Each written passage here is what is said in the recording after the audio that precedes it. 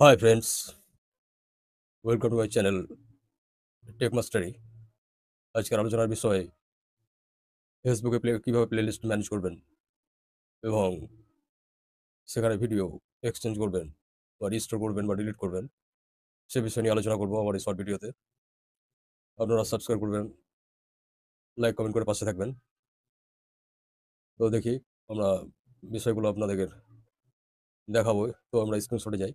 তো প্রথমে আমরা আমাদের হোম পেজে অফিসিয়াল অ্যাপের জন্য আমাদের ফেসবুক আইকনে ট্যাপ করব। ট্যাপ করার পর আমাদের প্রোফাইল আইকন, সেখানে আবার ট্যাপ করব।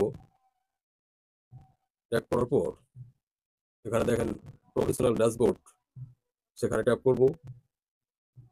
ট্যাপ করার পর উপর দিকে স্ক্রল করে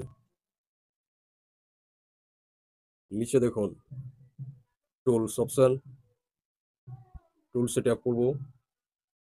ট্যাপ করার পর এখানে দেখুন প্লেলিস্ট লেখা আছে, প্লেলিস্টে ট্যাপ করব। তো এখানে আমাদের যাবতীয় প্লেলিস্ট,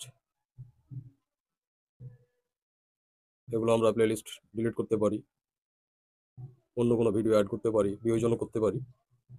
তো আমরা এখানে যে থ্রি ডটগুলো আছে এখানে ট্যাপ করতে পারি। এখানে ট্যাপ করার পর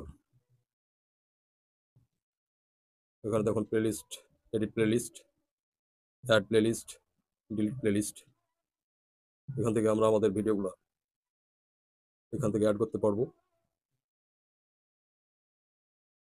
আবার ডিলিট করতে পারবো।